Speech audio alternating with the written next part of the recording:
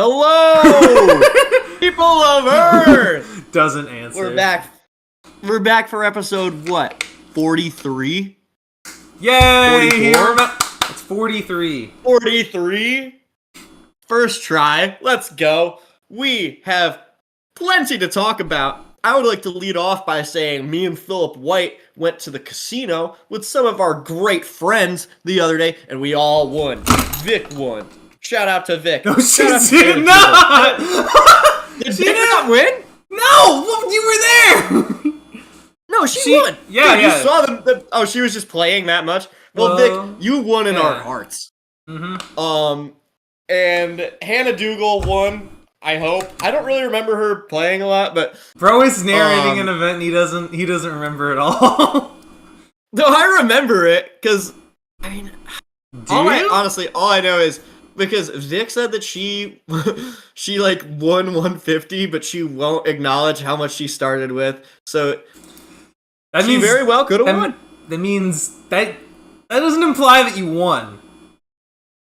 I'm sorry, Vic. It's how it is. Vic, let us know whether or not you won. I know I won. That's what matters to me in the end of my heart. I won money. Yeah, Philip White, you made about 330, right? Whoa! Don't be telling people how much money I make at my job. Well, maybe that's not true. I don't know. I'll tell people how much money I made. Wow. I made $190. Thanks to a man by the name of Jack. Jack was my dealer at the casino. I'm gone. Oh, shoot. Hold on. That's okay. That's okay. And yeah, me and Jack are gonna make music and play video games or something. Shout out to you, Jack. Yeah. We're gonna get rich. Oh man. Oh man. Indeed. But in other topics, we have the preseason of the NFL. There has been an absolute onslaught of good albums coming out lately, and it's crazy. I'll just say, a precursor before we get into all of the sports stuff. The amount of albums that have come out this summer. We have Kevin Abstract's Blush. We have new JID. The Clips album, Let God Sort 'Em Out. That is really the best hip-hop album in a decade. We have Alfredo 2. That's the Freddie Gibbs and the Alchemist collab. Sequel to the arguably classic Alfredo. Pretty good. I won't say it's as good as Alfredo yet because I haven't had enough time to listen to it or, exist with it. But, another banger. New Chance the Rapper apparently is pretty dang good. And then we have New Dijon. If you checked out his first album, Absolutely, that album is sick. If you haven't checked out Absolutely, it's fantastic. I haven't checked out the new one. I listened to like 2 minutes of the first song and then I got distracted. But yeah, New Dijon is also out. New Joey Valence and Bray, which is probably my album of the year.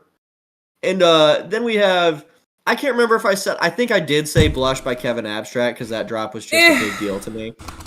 And did you let the JPEG Mafia verse, the one JPEG Mafia verse on that album define your whole opinion of it? Awful, dude. He lives in your head rent free, man. Dude, yeah, it's scary, dude. It's scary how atrocious I think it is. It's that bad. It's you're just scared of how. It's like, have you ever seen that meme that's like, you don't dislike jazz, you fear it for its lack of boundaries? That's you with JPEG Mafia. This thing very much has boundaries. You don't know what JPEG Mafia is gonna do on a song. Dude, I do know. I'm usually... every time I listen to JPEG, I can summarize it pretty accurately. Well, I mean, you think you're summarizing it accurately. I'm summarizing You're expressing your opinion.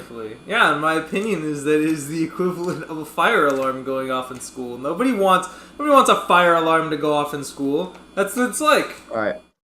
Well, guys, go and listen to JPEG Mafia. Let us know if it sounds like a fire alarm or not. Some of the other great albums that have come out this summer, because it's just been a historic summer on top of, like I said, JID, Clips, Alfredo 2, Chance the Rapper, who apparently the new album's pretty good. I know the last one sucked. Dijon, Joey Valence and Bray with Hyper Youth. Song of the day is Have to Cry. Freaking banger. Then, of course, Blush by Kevin Abstract, and Quadeca's Vanisher Horizon Scraper. This guy came out with a whole movie as a companion to his album. He's got a movie for his album, and apparently it's like, so I've only watched like half of it, but apparently it follows this one guy who's like lost at sea, and there's like scary moments on the album, like spookier songs, happier, more tranquil, peaceful songs. It's freaking sick. It spans multiple genres. Pretty freaking cool. And Gunna dropped. I haven't listened to that yet, but I've heard that it's pretty good. Never been a big Gunna guy, but what are you gonna do? You're not big on Gunna. I'm not big on Gunna. And what are you gonna? But you just use his name in a sentence, and you're gonna tell me that you're not a big fan of Gunna when you say, "What are you gonna do?" That's great. Well, I guess if we're talking, what are you gonna do? Gunna's spot in word history. Gunna's up there. Gunna's a great word. What other artists have a name that's also a word used often? For sure. I mean, Kid Cudi, Earl Sweatshirt. Well, yes, that leads me. No, but like the whole name. Like I feel like Gunna's just Gunna. Gunna doesn't need to drop like his Earl or his Cudi to use his. Well, it's like I feel Gunna's pretty often. You ask somebody like, "Oh, you gonna get that thing done?" He's like, "Yeah, I'm gonna do it." Like I don't find myself using the word kid, or I'm not using sweatshirt as much as I am Gunna. That's true. Gunna is a great word in the English language. But yeah, and then also on top of all of that music that came out, we have Earl Sweatshirt and Kid Cudi dropping this Friday too, and there's no release date for it yet. Dominic Fike announced that he's putting out an album soon. Dude, when it's raining albums. When was Fike's last drop? I remember I really liked that. I think it was about a year and a half ago, maybe 2 years ago. It may have been 2, but I could be wrong. I don't think it was 2024. As far as if my brain wants to recall, I believe it though. It was. I remember that last one I listened to. I enjoyed. Yeah. Honestly, I didn't really like the last project. I loved the song Frisky, loved the song Dark, but I don't know. I didn't like it as much as What Could Possibly Go Wrong. I mean, fair. I'm excited for the new one. Oh, he's shaking. He's like warming up his hands. Oh. Mm-hmm. Yeah. I'm very excited for the new Dominic Fike. I feel like Kid Cudi's kind of washed, but I'm also excited for the new Kid Cudi. What does Kid Cudi drop lately? What was his last project? Oh god, I don't remember. It was the one that was like a bunch of like sugary generic pop music. Like it was let me see. I'm looking it up right now because I actually don't remember. Is it for It had Oh no, that's it had the song Porsche Topless on it. Oh yeah, Freeze coming out on Friday. Yeah. Oh, Insano was on there. Yeah, it's the song the one that had Push It Topless, coolest shit is stopping. I don't remember. I don't even remember that. Maybe I must be It was alright. It was okay. Yeah, it was alright, but we haven't gotten a truly great Kid Cudi project since people started throwing garbage at him at Rolling Loud. I blame the guy that threw garbage at him. That one guy who just had that one extra little water packet that got thrown. Redonk. But Philip, wait, what sports news do we have today? What do you want to kick it off with? I want to kick it off with the AFC North. Because there's the two Ohio teams got some headlines going on so far, which is very exciting. Yo, Cody Raheem Rhodes, welcome. You met Kid Cudi at a Diddy party. Said a good man? Sad what happened to his car, yeah. Oh yeah, the Kid Cudi car incident. You don't remember? His car? What happened to Kid Cudi's car? Let me double check. I do remember there was a Kid Cudi car incident, but I think it was yeah, someone blew it up. That was a long time ago. Somebody blew Kid Cudi's car up. He gets so bullied by the public. That was a long time ago, I thought. Because it wasn't recent. I think it was involved in at a Diddy party, but I don't think, dude, he got to get rid of the baby oil somehow. Okay, it was all over his car. He had to wash it out. The only thing that could do it was the fire. He couldn't take a soap and rag to that. That's a real disinfectant job. You know how much? All right, I'm gonna incriminate myself at this point. Well, Cody Raheem Rhodes admitted that he was at the Diddy party. Well, I mean, yeah, but you can be at a party, and you just gotta leave before a certain time, and you're fine. Before the Diddy stuff starts. Yeah. Before the clock strikes midnight, and Diddy, the pumpkin, the carrot turned back into a pumpkin. Cody Raheem Rhodes. Have you heard about Michael Porter Jr.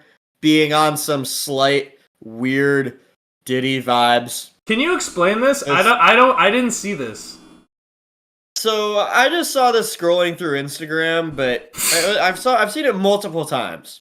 Okay. And he went on some podcast and he just said something about my cousin had his vice has always been gambling. My vice has always been women. And then he goes on to say whenever he's around a woman to get a feel for her, he'll throw on Andrew Tate. And then then there was another video that came out of 8 models walking into his mansion, and he's just holding a porn camcorder. I don't know if it's a porn camcorder, but why are these 8 models walking into your house and you got one of these in your hand, you know? So okay. Yeah, ladies, watch out for Michael Diddy Jr. Just kidding, I won't call him that yet. But Michael Porter Jr., stay safe, don't be gross. I'm confused what he expects the reaction to be. He just have you checked this? I wonder if he talks about it like it's new. He's no one knows. He assumes no one knows who walks into his house and knows who Andrew Tate is. Just puts it on you ever listen to this guy? Yeah, he's new, you know? I don't know. I wonder if he's trying to find out if you already know underground. Who he is or not. He's, not a big name. Not super big, you know. And also, I don't really know why you would throw on Andrew. The way to find out how they react to Andrew Tate is throwing it on. Just ask. And I don't know if Michael Porter Jr. I don't know. Who cares if Michael Porter Jr. likes Andrew Tate? I don't know. Doesn't change my life. But I don't know. It's just weird. Michael Porter Jr., stop being weird. How about, pass the ball? We'll start there. Learn to pass the ball, brother. For real. Now he's in Brooklyn, so... Right, he's in Brooklyn. He got traded for good old Cam Johnson. Cam Johnson, the Nugget. Go get Jokic's second ring, and go get your first, Cam. That's what I want. I think Cam Johnson does improve the Nuggets. Well, yeah, he's a better player for them than Michael Porter Jr. overall. It's just I think Michael Porter Jr. is a better player, but situationally, Cam Johnson's a better fit. What? And unbelievable! What do you mean unbelievable? How dare you? What I'm worrying about for Brooklyn, we can get into the football in just a sec. What I'm worried about for Brooklyn is how are you going to make Cam Thomas and Michael Porter Jr. work? Those are that's Cam shoot that shit Thomas and Michael shoot that shit Porter Jr. Two elite shooters and everyone else. All the other rookies that they've drafted just do everything else. Yeah, 2 elite shooters that aren't known for passing the ball. Or more so are known for not passing the ball. But I don't think it even matters. Brooklyn's still just going to be bad. I don't think there was any world where the Brooklyn Nets were remotely going to be good. Which is, to me, hilarious. What do you, what is, okay, you got a bad habit of eyeballing chat when I'm on streaming, bro. Y'all need to understand. I'm streaming. I have the layout. I have chat off to my left, and every time I see Taff just squint his eyes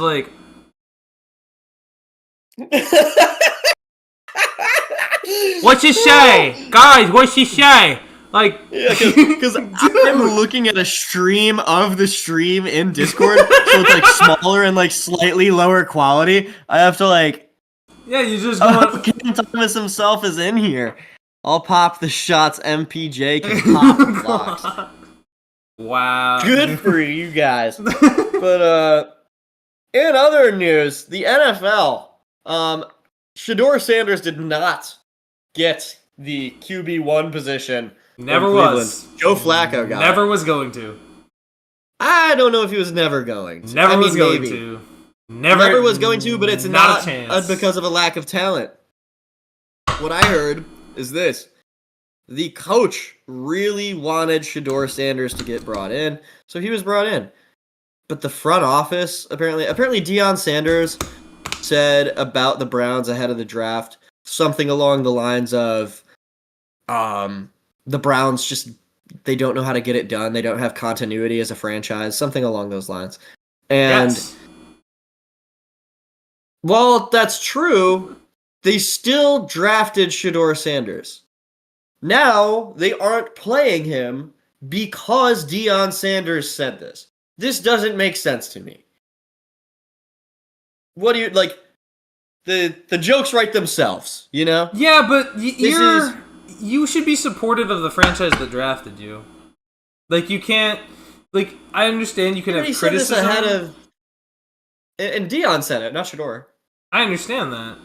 But even if you're... First of all, it's not like anyone else's... Like, Deion already has influence on his own son, who is now an NFL player, even before the draft had happened. And even in Cleveland, I think there is just a general... Like, I don't know what it is. For some reason, there's always some disgruntlement. Like, it happened with Odell when he was in Cleveland. Like, I think his dad was criticizing Baker Mayfield for not throwing it to him on open routes when he was in there. And that kind of stuff, like... The way I see it is stuff from the media and information from the public only leaks when people want it to leak.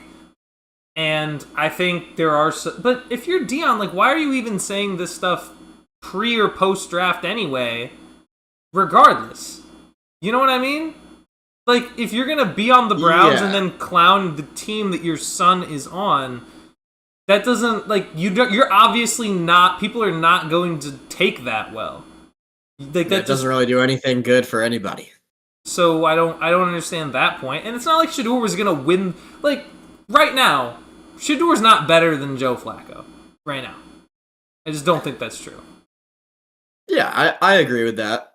And Joe Flacco is like a Super Bowl champion. Like, he's taken the team... he took that Browns team 2 years ago to the playoffs. That Browns team the next year won 3 games. So it's like... Joe Flacco clearly had some level of contribution that team did not have in 2024. I think you have a certain point where he earns the starting job, and I think if you don't, you're not. I think also if you start Shedeur, I think you run into some more problems than you do anything else, because let's say he starts, and and it's not like I don't think players have come into the league and have had a bad image from the general public and then been able to shake it off by playing well. But the reality is, the only way this was going to go well for Shedeur is if he somehow A, won the starting job, and B, came out and was absolute gangbusters on a roster that, in all honesty, lacks significant offensive talent. And a team that won 3 games last year. So, you're asking if they start losing games or he plays poorly, the criticism is much higher than any potential reward would have been, because, again, Shedeur had to make a display of how great he is coming out of the draft. Yeah, I think Shedeur and Dylan Gabriel can both benefit from playing behind a guy like Joe Flacco in their first season. But what I think needs to happen, or should have happened rather, and I don't know, it's what I would have done. You play Shedeur. He is the more exciting prospect. Getting eyes on your franchise is a good thing. The Browns need some form of excitement more than they need Joe Flacco to play game manager. You know? You lose locker room points very quickly, though, if Shedeur Sanders is very clearly not better than Joe Flacco. And if you have a bunch of guys because you can't fool NFL players. You can't fool guys, especially when they're in practice every day seeing a player play. And if they think Joe Flacco's better, and really, I mean, unless guys start coming out and saying, we think Shedeur's the better player, then that's a different story. But if guys are not saying, one, that Shedeur is better than Joe Flacco, right? So if you're looking at Joe and you decide we're not going to play Flacco, we're going to play Shedeur simply because he's more entertaining, the real reality there is, you lose a lot of your locker room. I think Kevin Stefanski loses a lot of respect in the locker room if that's the decision he makes. And that you're not gonna do that, I don't think. I don't think you're going to jeopardize that. The thing for me is this, is obviously, you don't want to jeopardize success by making your team more exciting. But what kind of goes without saying with the Browns is you can't get much worse. They almost traded Myles Garrett this offseason. They could have been worse. They could be worse than they are now, all things considered. Yeah, but they aren't. But they are. Do you really think they're gonna what do you think they're gonna win? Even if Shedeur starts games, what? They're gonna win 4 or 5 games. In a division with, by the way, you still have to play Lamar Jackson twice, you have to play Joe Burrow twice. Pittsburgh consistently wins games. You're in one of the hardest divisions in the harder conference. You just had the number 2 overall pick last year, and you decided that you didn't want a star-studded player like Travis Hunter. You chose trade for Mason Graham, which I don't hate. I don't fully understand it. It just, you're not really in a position where you're going to win games regardless of who you start. If you send out Shedeur out there with an offense that again just lacks overall players at receiver, you have Jerry Jeudy, who is nice, but I don't think is an incredible receiver, not up there with one of the top receivers in the league. David Njoku's probably honestly your best overall option, maybe as a pass catcher. And your running back depth has been shot really ever since Nick Chubb got hurt, so you're not in a position to really make that decision to start Shedeur. And if you start Shedeur and it ends up, you end up starting out 0-3 or 0-4 on a quarterback that already has had probably the most scrutiny of any drafted player in the last decade or maybe plus, then you're going to get a lot more of that negative attention on a young guy. That's not. I don't care how much Shedeur confidence thinks he has. It can when your confidence is shot, it's very hard to come back from. And I think it can very easily be crushed in that kind of scenario. I think it's just better to have him. If then you get to a point where you're 0-7, 0-8 with Flacco, then you get to a point where you start 0-5 and you start poorly, and at that point you throw in Shedeur because there's nothing to lose. There's so much less expectation at that point. That's true.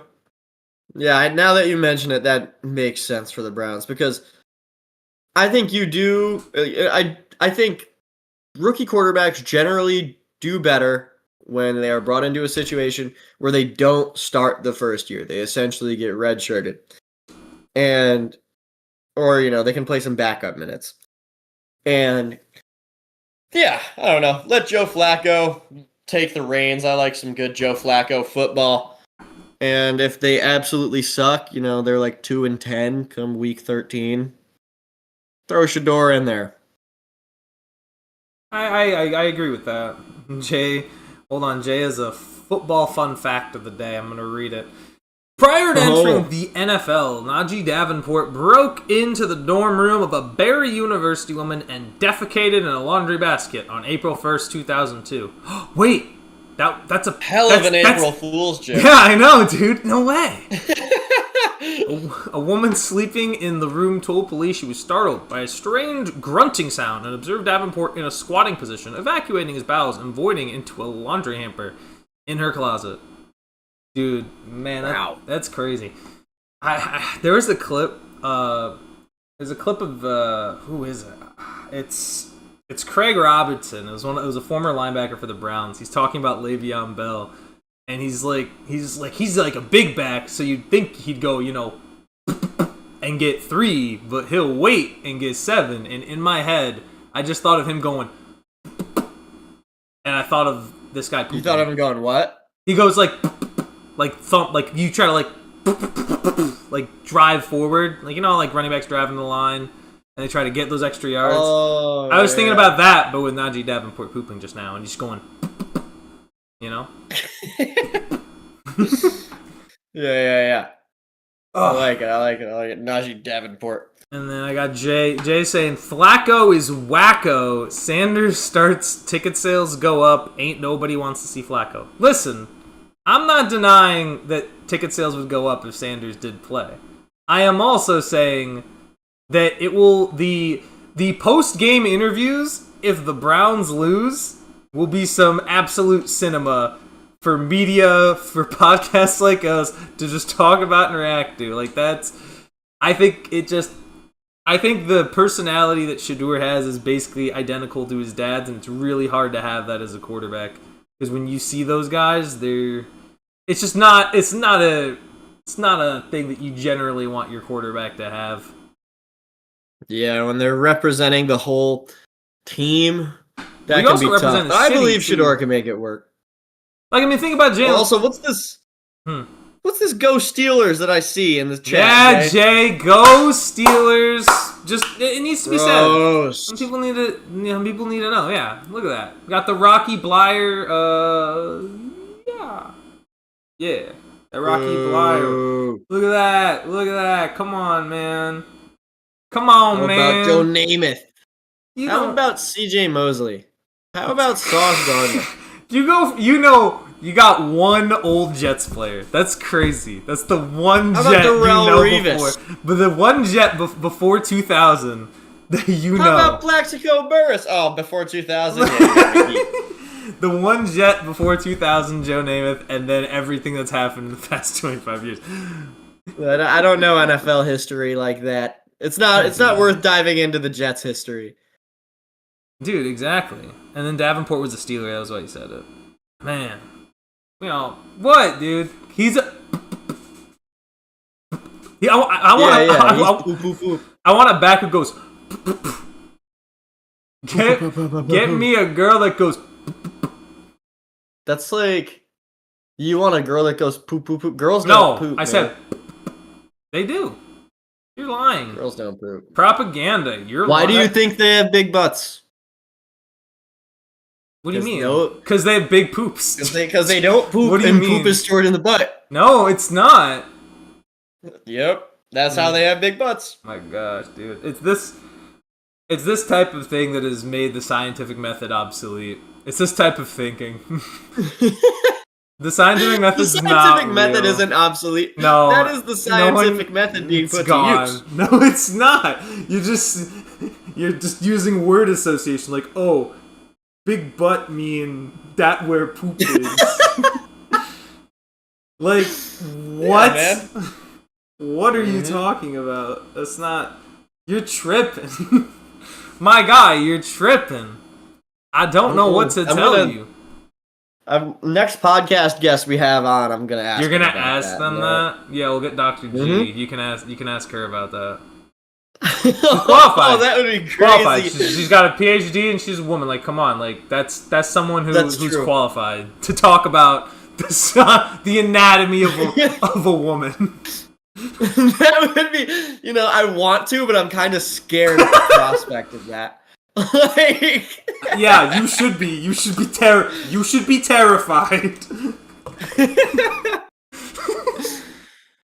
Oh, Jay says, Joe Namath got handsy with my grandma at a Christmas party one year. I told my dad he could have been his illegitimate son. What? Jay, epic. I say this very endearingly and with 100% enthusiasm, but what? With all due respect. Oh my god, dude! You gotta. Joe Namath is still around, man? You could. Joe Namath. Maybe. Yeah, I think accuse him. Get a little paternity test going. I don't get some child support out of it. Joe Namath does have a giant wool coat, so he's got money like that. Mm-hmm. He's looking good. Yeah. Oh, what's this family story? What's going on? What's this I hear about Jackson Dart? He looked, honestly, doing well. You want my honest take? I think he looked better than Shedeur. I think it was the best of any of the rookie quarterbacks that played. I didn't see any of it. Yeah, not a big preseason guy, but he looked really good, and that's actually why the New York Giants. Now, I don't think they are. I think they came out with some reports that say, they're flattered by the trade offers, by the trade rumors, but there is a possibility that they look into trading Jameis Winston. Which makes, to me, a lot of sense if you think Jackson Dart could be playing football by, Thanksgiving, which, if you're looking poised and he looks good. Yeah, exactly, Jay. Dart throwing darts out there. He looked good. He looked way more comfortable. I think he looked pretty good overall. I didn't love him coming out of college. I liked that the Giants at least got him in the back half of the first round. I just didn't think he would go that high. Or rather, higher than 20, which he didn't. So, good. But the thing is with Jackson is, if Jackson Dart's good, Russell Wilson's still the starter, Jackson Dart might take over. Jameis feels probably too good to be a third-string quarterback. Someone should take him. And another team just announced their starting quarterback. The Colts have officially said Daniel Jones is going to be QB1 to start the year. Let's go! And I gotta tell you something. I really think the Colts should trade for Jameis Winston. I think that team will be because here's the thing. I understand Cleveland's bad, but Cleveland had its entertaining moments with Jameis. Colts are not only not bad, they're very mid. But if you ask me, the way you see the Raiders is the way I see the Colts right now. Ever since Andrew Luck retired, this team has been really, really sad. I've seen veteran quarterbacks, Phillip Rivers played a season there, Matt Ryan played a season there, Carson Wentz played a season there, now Daniel Jones, Gardner Minshew played a season there, and now Daniel Jones is going to be playing a season there. Yeah, wow. If you're gonna get somebody, get Jameis. Pick 6 or 80-yard touchdown any play, because honestly, they don't have the worst receiving talent in the league. Josh Downs is an underrated slot receiver. Michael Pittman can be a reception monster. They added Tyler Warren, and people forget how Jonathan Taylor still played very well last season. I don't think he maybe had the season that people were hoping he'd have, but he still was solid overall. I just don't think he's obviously didn't match his production from his peak year and when Carson Wentz QB, but I think there's potential if Jameis was the quarterback. Just because he's got a cannon of an arm. I watched Daniel Jones. I've seen enough. We saw plenty. I don't need to see Daniel Jones anymore. Daniel done. Jones is like evil Jameis. Yeah, a little bit. He's all of his goofiness is goofy in a bad way. He's all of his goofiness and none of his charisma. Yeah, exactly. There's no charm. There's no charm with Daniel Jones. Jameis has the charm, the entertainment. Guys can rally around Jameis Winston. Yeah, I like that idea. I mean, you have, like you said, Michael Pittman. You do need just something. Colts fans need something to smile about. Since Andrew Luck left, I think it would be awesome if Jameis Winston joined the team. Do you ship Daniel Jones back to New York? That's crazy. That'd be such a plot twist. He gets cut last year, signs with the Vikings mid-season, then signs with the Colts just to get traded back to New York and play third string. Send him to I don't know. I don't even know. I don't want him as a starter. I don't want Daniel Jones to be a starting quarterback anywhere. And I know that sounds like I'm hating, and I am. I am 100% hating. I don't need to see Daniel Jones as a starting quarterback. I'm fine with him coming in as a backup if somebody needs to take a breather or someone gets hurt. But or maybe even I remember Josh McCown. You remember that guy? Yeah. It was either him or his brother. He would take snaps as a slot receiver. Put Daniel Jones as a backup tight end. And just let him run some routes. He's got some athleticism. No. Make him do what Tebow did. It sounded good for a second. I'd prefer that than him being He doesn't have the starting athleticism quarterback. that Tebow had. He's sneaky athletic. Daniel Jones. I mean, yeah, he is can run a sneaky little athletic. bit, but this guy, no. I mean, how old is he now? Maybe 20. I'm trying to think. 2019. 20. He can run. He can run a couple routes. Plus, you got like tight ends like Kelsey, who are 35, 36-year-old, and they can still get like 800 yards in a season. Like, yeah, but that's Travis Kelsey. Imagine yeah, but Daniel Jones and starts this pulling is 800 Daniel yards a season. Jones. Dude, I think it's possible. He's 28. He can get 4 good years out of being a tight end. I mean, let's be honest. Would you rather have Kyle Pitts or Daniel Jones as tight end? Kyle Pitts. What? Okay. What? Give him a shot. Give me one season of there. coaching Daniel Jones, and I think I can get him to match Kyle Pitts' production. I think you're gonna need to give me a worse tight end in order for this Daniel Jones tight end conversation to work. That's why I said tight end 2. Like, I didn't say starting tight end. Oh, tight end 2. I didn't say starting. Okay. He would be starting on the Colts if he would be the tight end. Because Tyler Warren would be the 1. Then he'd be the wide receiver 2 tight end. The only thing is that he's basically a slot tight end because he's not really going to be. I don't know if Daniel Jones can throw blocks. He might be able to, but I don't know. We'll have to put some meat on the guy. Let's put a little bit more muscle. You can do that. I don't want to see. Nobody wants to see Daniel Jones starting quarterback. Nobody. I don't. Yeah, I mean, I can giggle at it for a little bit, but the most excitement I got watching Daniel Jones, the only real memory I have of watching Daniel Jones last season was that opening drive where this guy was 4 for 4 from throwing the ball, 0 passing yards, but ran for a 5-yard touchdown. Yep. That's the Daniel Jones experience. And I just look, man. I can't stomach it. I don't want to stomach it. It's now a new blue team he's on. I just don't. There's something, and also let's not forget that Giants team at the end of the year against the Colts hung up 40 points with Drew Lock. Drew Lock had a historic, unbelievable day. So if Drew Lock can do that in New York and Daniel Jones can't even come close, I got news. Daniel Jones is not a starting quarterback. It's just. It's not. I refuse to. And Daniel Jones or Aaron Hernandez at tight end. Oh my gosh. Daniel Jones or Aaron Hernandez? Jeez, you're putting me in a moral quandary. As you know who I'm gonna say if we're talking skill. What? Yeah, right. Shocking. What? Dude, why are the Commanders clearing house? They're not clearing house. Okay, McLaurin is. So remember we talked about Terry.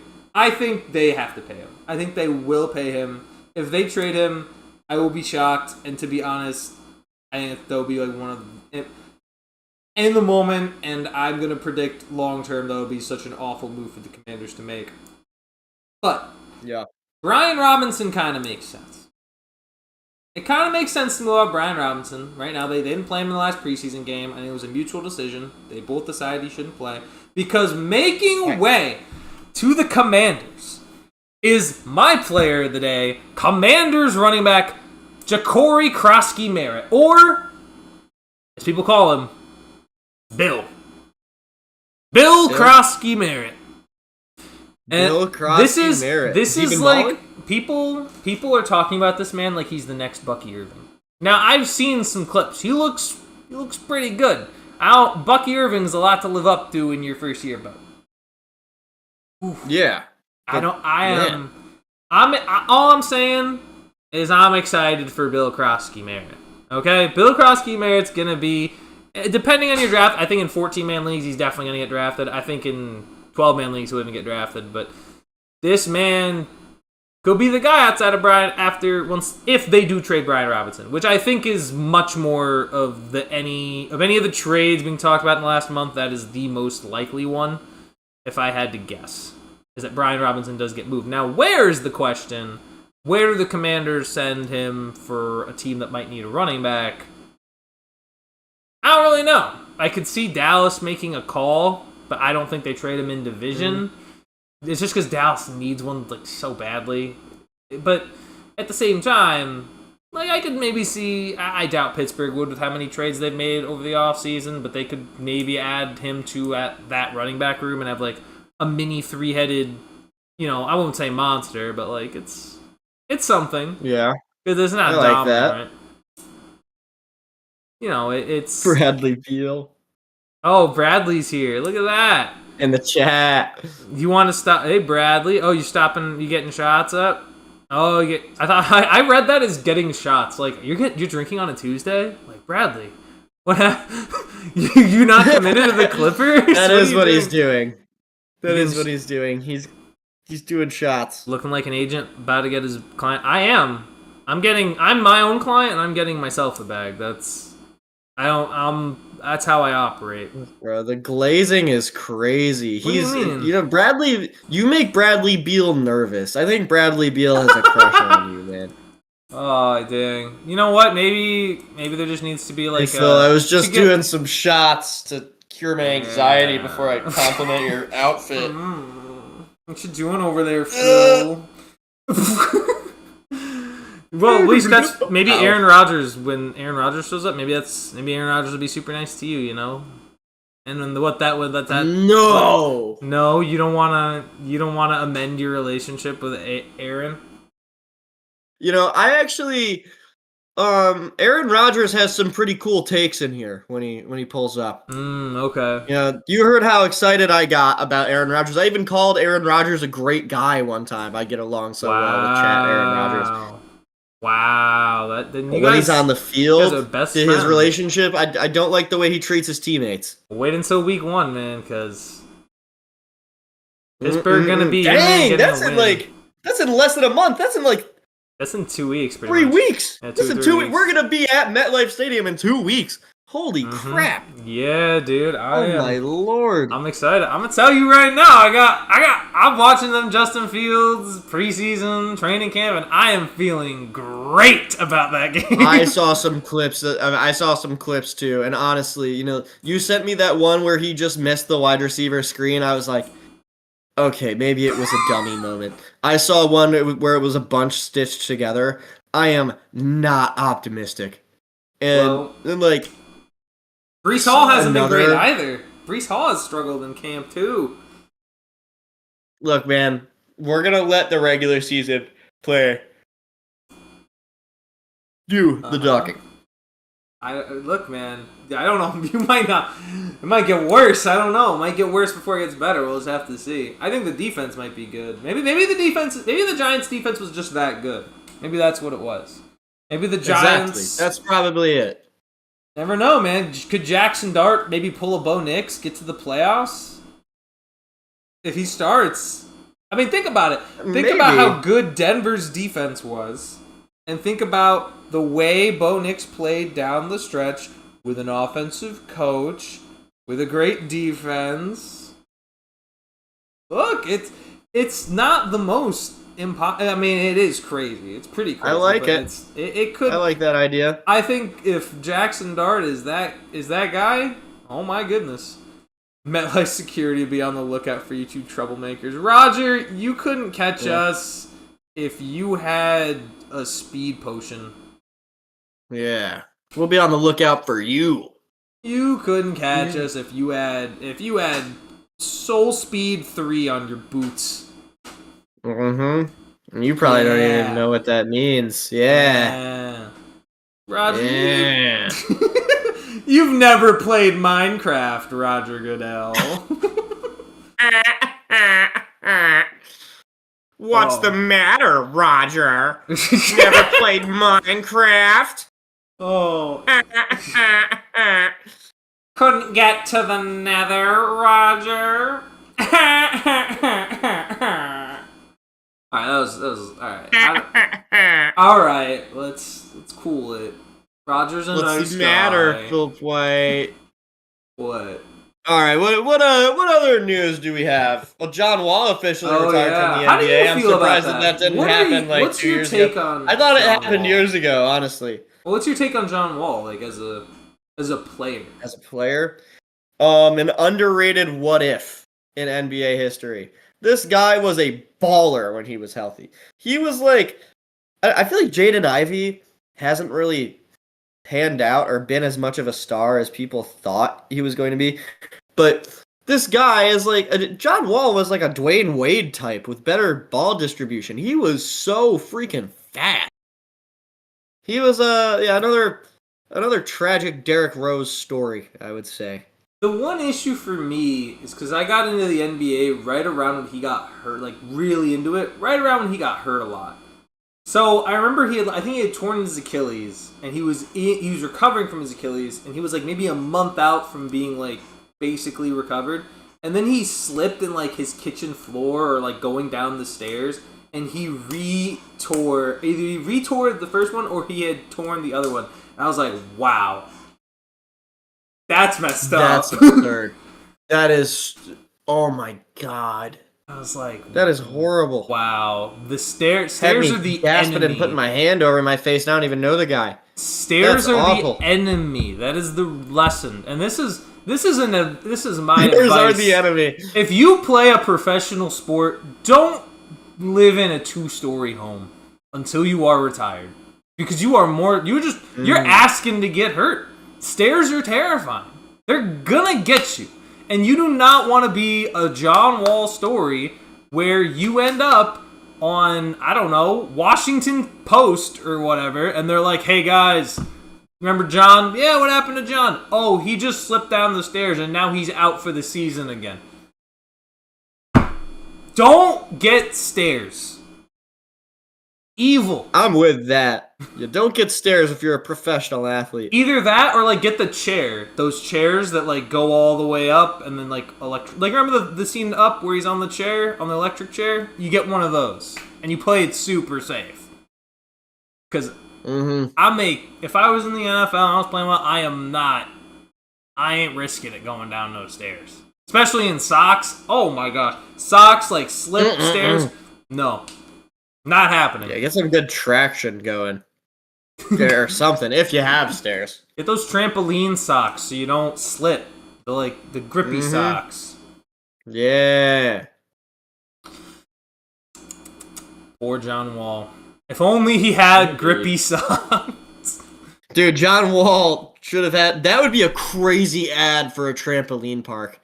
Like... John Wall? He's just like, in it? Like, they feature a bunch of athletes that have, like, torn their Achilles. Oh my gosh. And, maybe, like, Johnny Sins, because the grippy socks are also sex socks. Dude, this would be this sounds like a Super Bowl ad. I don't know if trampoline parks have enough money for it, but this sounds like a Super Bowl ad. Just a bunch of athletes in, like maybe a nursing home nursing their injuries, and then just out of nowhere at the end of the commercial, it's just like Johnny Sins, and they do other stuff too. Like that's the whole thing, and it's just, oh my gosh, that's a great ad. We should get ahead of that before somebody else does. We should call up a trampoline park. Yeah, we should get ahead of that before Big Trampoline does. Instead of Big Pharma, it's just out Big Trampa. Oh my god. What other news do we have? We already talked about the Cowboys making a call. Yeah, I don't see that for Brian Robinson making a Let's see what other notes. We we had the guy that applied to be the CEO of Nike and got a response. Oh, what was the response? Oh wait, no, I did read it. I did read that response, but I'll read this out right now. You ain't gonna be the CEO of Nike. You gotta. This is great though. Like, if you can see this, I doubt it'll focus. But like, he got like a legit email back. Yeah, like it has the logo, so you can tell it's legit. Nike. But he said, "Thank you for your recent application to become CEO of Nike. While we admire your ambition, there were several elements of your submission that raised concerns with our executive team. Your cover letter included the phrase, "Give me a week and I'll triple sales by the removal of all white midsoles from the organization." This was seen as ... unconventional.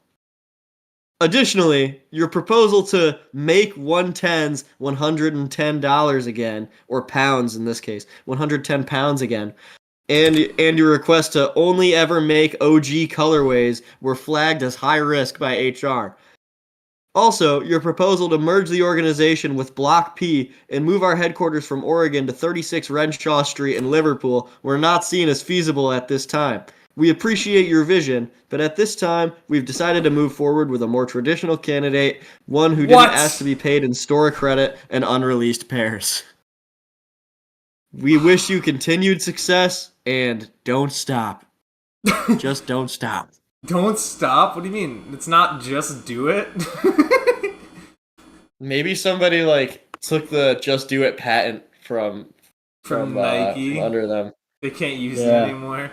It's on Just every don't shirt stop. that they've Nike releases a new merch, "Just Don't Stop," and everyone hates it.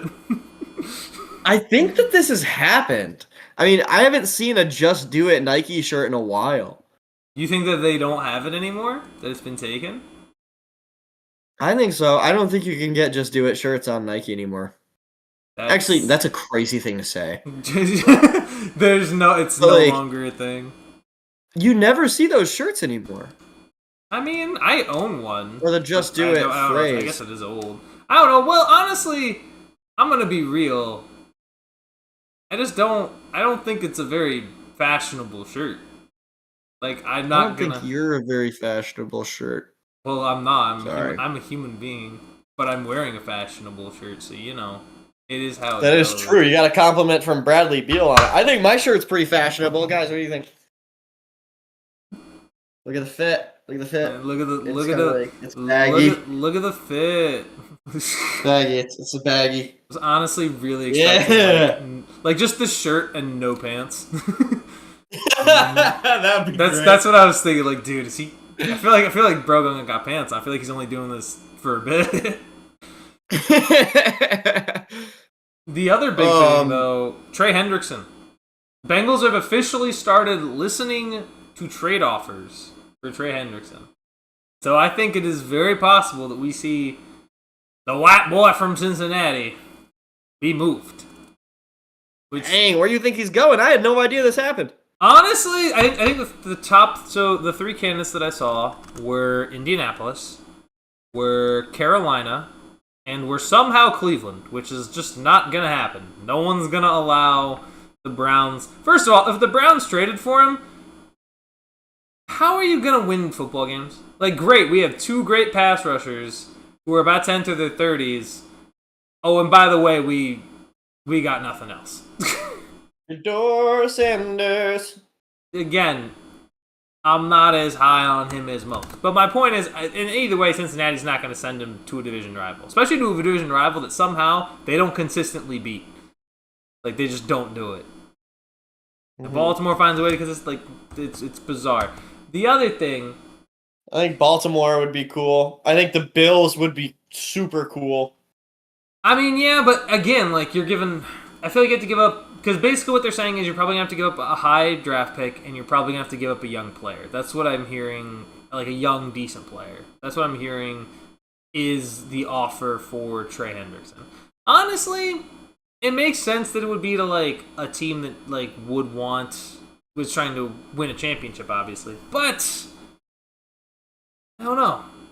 I'm fascinated, because I don't think... Trey Hendrickson's not if Myles Garrett were to get traded, or even arguably a Micah Parsons, I think the tone is very different. But whereas Trey Hendrickson, this is now his second team, or this would be his third team if he gets traded. It's not like you're trading for, I don't know, when a player's with a franchise for so long, like a Myles Garrett, for example, gets moved, it's dang, that guy's crazy good, Whereas Trey, he's still very good, and he led the league in sacks, but he was New Orleans Saint first. He came to Cincinnati as a free agent. He's going to have, other, he's still, again, it just doesn't feel like it has the same impact. Because it feels like he's older. And, you're going to get him maybe in his, because Is he still in his prime? Is he still at a point where he's in his prime? I don't know. But I also think it's really dumb of Cincinnati to be doing this anyway, and the fact that they've allowed this to happen also shows that they are not a very good organization. And they are not... Yeah, what the hell is going on with them? Is this a front office issue? Who needs to go? Honestly, it's old ownership, man. I think it's pretty clear. Like, this is what's happening with Jerry Jones in Dallas. This is happening now in Cincinnati. This has happened with the Jets for years. It's just old ownership, and I think there's a certain level where guys own NFL teams, and they might know how to like run it as a business. In terms of actually wanting to win football games, this is not, like, in my opinion, a winning move, especially right now, because the longer you sit here, another year, you're like, if Cincinnati misses the playoffs the third time, 100%, I think you have to fire Zach Taylor. You got to move off somebody, and you're just sitting here. You're gonna waste, like, you've wasted the last 2 years of Joe Burrow and Jamar Chase by not making the playoffs. That's like a fact. That's a reality. So what are you? Yeah. What are you doing? Like, are you not trying to win the Super Bowl with your top, 5 quarterback in the league, your probably best receiver in the league? It's like, it's Joe Burrow, it's Jamar Chase, and then, like, honestly, this was crazy. I saw someone doing, like, a little short of, like, oh, guess the Madden ratings. And they were like, they showed everyone else except for, like, Trey Hendrickson, who I think is in, like, mid-90s is my guess. Everybody was rated, like, 82 or lower. Like, there is just not another stud on that defense remotely. Oh my gosh. Eepy Taff. Ooh. Yeah. Long day. Long day of what? Easy. Long day of what? Hey, I'll tell you. I woke up and then I made eggs and toast and then I stacked wood and then I walked to the gym and I hit legs and then I walked back and I made a sandwich, devoured said sandwich. Oh, ham is an underrated lunch meat. I literally said while I was eating the sandwich, ham, I apologize. I was not familiar with your game. Ham been like that. Ham goes ham. You gotta remember that. I think I wanted to disrespect ham because like it didn't have a name like roast beef or chicken. I was like my first logic on it was, or my logic on it for a time was, what the hell even is ham? What is ham? You got roast beef, you got chicken, you got turkey. I know those. But what is ham? Oh my god. What is ham though? It's pig. Yeah, it's pig. Pig, what part? Pig. I don't know. Is it like pig? Leg. Probably not the rib. Probably the pig leg. Yeah, because it looks like be looking like a leg. I don't know. It's just ham's good. What's an overrated meat? What's if ham's underrated? Meat? What's overrated? Because I feel turkey. Like I was gonna say that, but then I started thinking, I think, and this might be controversial, but I think turkey on Thanksgiving is a little overrated. It depends how you do it. If you have somebody that knows how to make a turkey, it's good. I agree, but here's the thing. I feel like, and obviously, like, you could argue a lot of things are just better with stuff on it, but, like, dry turkey is just dry turkey. Like, if a turkey's dry, you're like, dang, that's kind of mid. Like, you gotta be putting stuff on your turkey. I feel like the second you get turkey sliced, you're putting all the other sides on the turkey, and then that might make it, very good. But even in like a sandwich, I don't know. I think there are more quality, fun meats. Turkey will get his due. Like, turkey's a grinder. I'm not trying to disrespect turkey, but turkey's not a glamour guy. He's not a glamour guy, but I think he's just like, I don't know. He's got his moment in the sun, right? And I think it's like, you know what it is? You think the world's about to move off of turkey? You know what it is? No, it's Klay Thompson in Game 6s. Right? Remember Klay Thompson as like a Game 6 thing? Like, it was Game 6 Klay or whatever? Like, isn't that that's his thing? That's what turkey's like. Turkey on Thanksgiving is like Klay Thompson Game 6. Like, we know that it's good and it's there and it's amazing in that moment. But it really, outside of that, it's still good, but it ain't like a top 10 dominant, like a top 5 dominant meat. I don't know where I'm going with this. But like, I'm just not feeling a connection with turkey. Well, here's my thing. I mean, as long as your turkey isn't as dry as the desert on Thanksgiving, you can get away with it because you got your gravy, you got your green bean casserole, you got your stuffing. I think the biggest L you take when your turkey is super dry is sandwiches on the next few days, man. It's rough stuff. Yeah, but because again, like there's gonna be leftovers, and you got to eat through that. Here's a pro tip for any of you turkey cookers out there. Turkey baster? You flip, well, yeah, turkey baster for sure, but you flip the turkey halfway through. And that makes it, and then like the juices from the dark meat fall onto the white meat. So you start with the dark meat on the bottom. And so the dark meat that's already juicy, my grandfather could explain this better, but the dark meat starts on the bottom. Juices fall down onto the already juicy dark meat, and then halfway through, or 3/4 of the way through or something, you flip it over, and the white meat gets the juices back into it, and boom, you have a good turkey. That's a good turkey. Also, also look it up, because I might have left some steps out of that. Dude, this is like 3 strikes in bowling, because that's a turkey. Ho! Didn't What plan do you call it when you get 4 strikes? I don't know. I think it's double turkey. I don't know. Turkey! I don't know. That's... I don't know. I know 4. I know 3 strikes is a turkey. And that's just how it is. They should call it more things. Like, they should call it a turkey, and then you just keep calling it, like, different sides that are associated with Thanksgiving until you have it. Until, if you had a perfect game, it should be called a dinner. Like, yo, I bowled so I had a dinner last night. That's... Hell yeah. What are you... Sorry. Guys. My fault. Bad habit. I gotta start spraying myself with water when I do that when you're hosting. It's like me reading my favorite book. Yeah, because this is one of my favorites. Jay Bradbury said, saw my fitness app had cycle tracking on it. I got excited and started using it. Show my wife like I just cured cancer, only to find out it's to track periods. Whoa! That's great. Dude, congrats. Right? But yeah, I'm gonna go with that. Congratulations. Yeah. Congratulations, Jay. First period. Let's go.